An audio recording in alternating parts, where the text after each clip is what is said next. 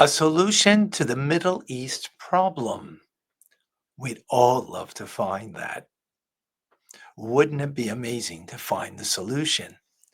Well, let's listen to Mossab Hassan Youssef, who is intimately aware of the Middle East.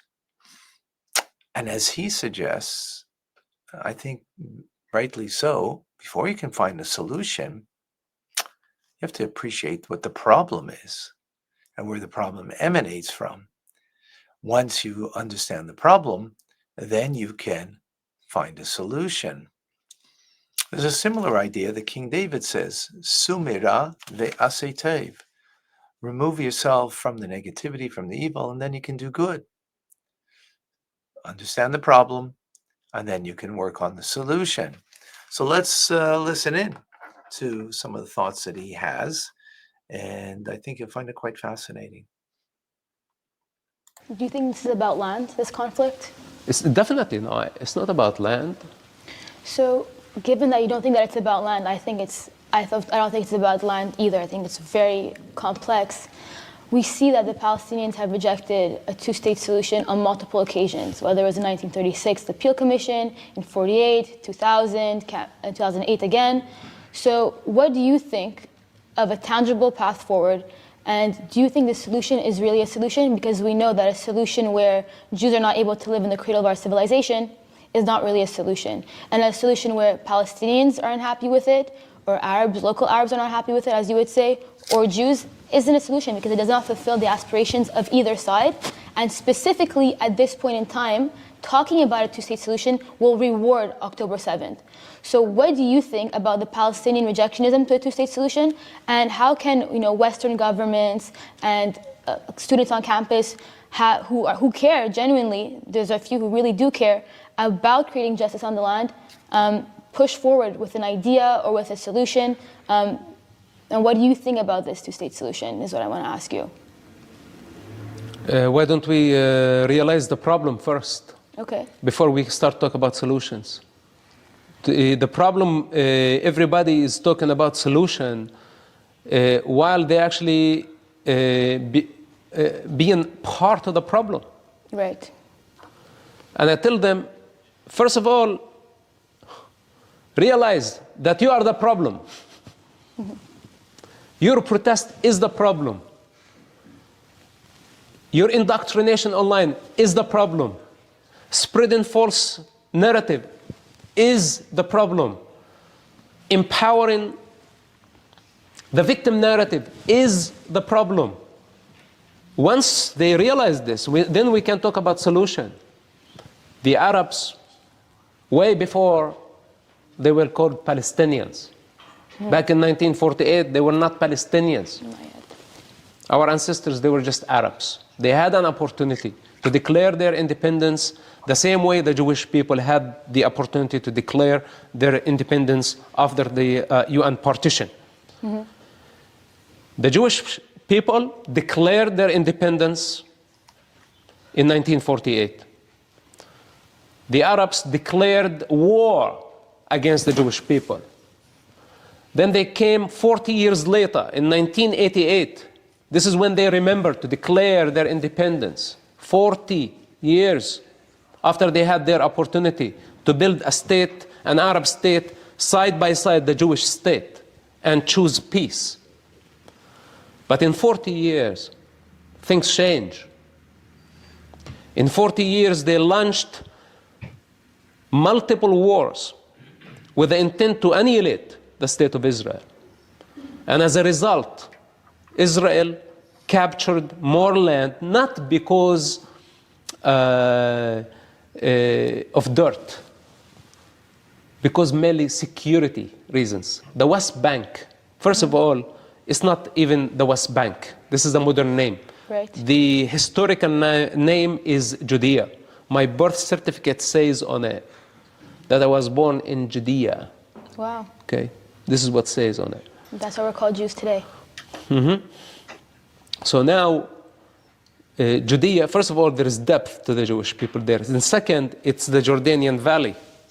and the Jordanian Valley can protect the state of Israel from hundreds of millions of savages who would choose one morning to invade and kill and destroy and do the same things that Hamas did on October 7th.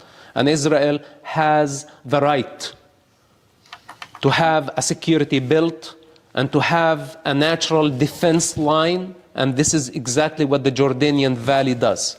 It's a natural defense line, has something to do with security. For the people who just want to throw solutions like this, like somebody wants to give me an elephant and say, get this elephant in the eye of the needle, please, No, I'm not going to do that job for you. And now they want 2 elephants in the eye of a needle.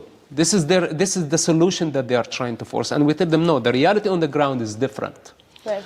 And there are security needs. There is demographical change. There is geographical change. And nobody has the authority to reverse the wheel of time. No one. Who has the authority to reverse all the suffering, the bloodshed, the wars, the loss of land, the loss of life, the loss of trust between the people? And now say, how about we go back to the 1948? Let's go back 70 years ago and please give us what was given to us and we mismanaged it. Well, at least if they admit this, to say we are sorry, we made a mistake, we were Arabs and we became stupid Palestinians, and we lost opportunity after opportunity after opportunity, what brought us here, mismanaging and digging deeper into this ditch. If they come with this humility, then you understand that these people actually learned the lesson, and maybe you can put 2 states next to each other. But the problem, they are insisting on the same strategy. And of course, if you give them any piece of the land, they're going to think that they are winning, that actually their violence paid off. So tomorrow they're going to say, okay, then I want Tel Aviv, or I want more cities, I want more territory, and I don't want you here at all. If their violence gets rewarded. This is the other aspect that most of those who push for the Palestinian or the 2-state solution, the 2-state solution is a very similar situation to the 2-husband solution. Does it work? Will it ever work? Have you ever thought about it? Of course not. Wow. He is very direct, very clear, honest, and it makes a lot of sense.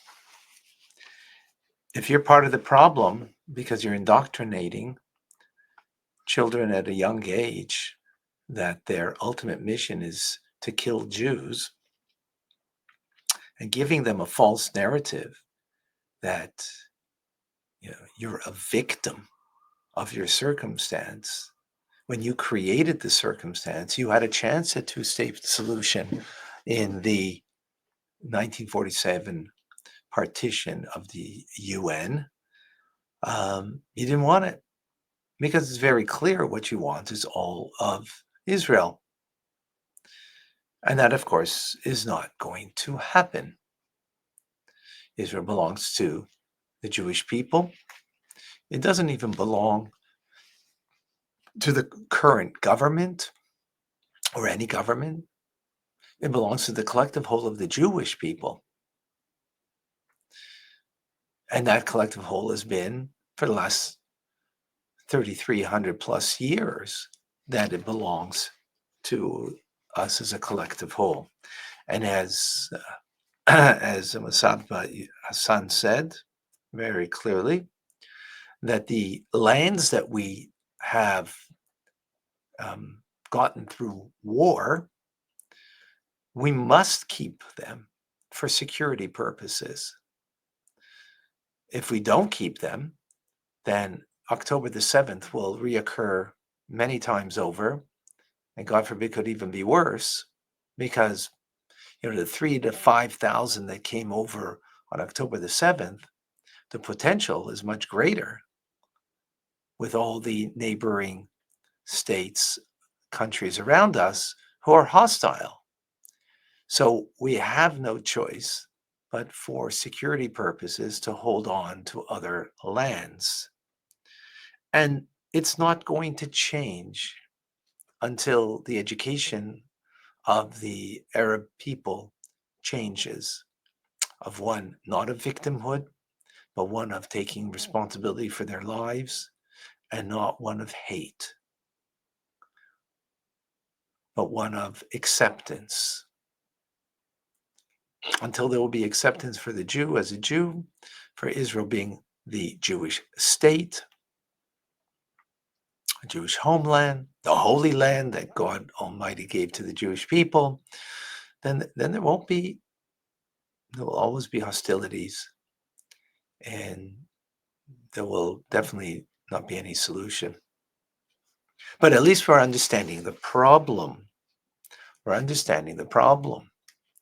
Victimhood, hate, that leads to a indoctrination of a false narrative, a completely false narrative, because they want what they want, because they want it. Maybe because they believe that's what the Quran says. Perhaps, I don't know. Or just that's what they want because that became their personal and collective narrative that we must conquer Israel. Some do it just through political means, others do it through a massacre of October 7th and the like, and through terrorist actions. But in the end,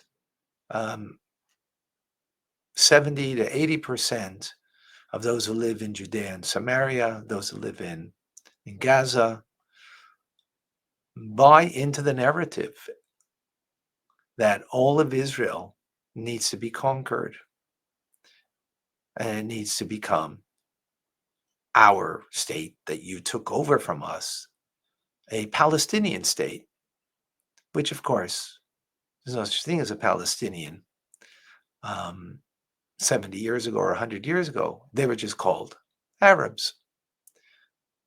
They were just called Arabs living in this particular place called the Holy Land of Israel. So now that we got a better understanding of the problem, the only solution will be through education. So I invite you to be part of the educational process. I teach Jewish mystical teachings, Hasidic teachings called the Tanya, daily, 9:30 a.m. Eastern Standard Time on YouTube, youtube.com/Tanya Rabbi, or you can get it on Facebook, get it on other platforms. You can get it live, or you can get, of course, the recording. And the journey that we're on is an amazing journey that hundreds of people are learning together with me. Thousands are learning throughout the world, the Tanya, that gives us an empowerment that we're not a victim of our circumstance, that we can be totally responsible for our lives, in our personal relationships, in our communities, in our home life, in our making a livelihood and taking care of our loved ones and our communities, and that we can become who we need to become, masters of ourselves, not over others, over ourselves, that every thought, act, and communication can be aligned in a healthy way, in a good way, in a divine manner. I invite you to join youtube.com/Tanya Rabbi. Give me your thoughts.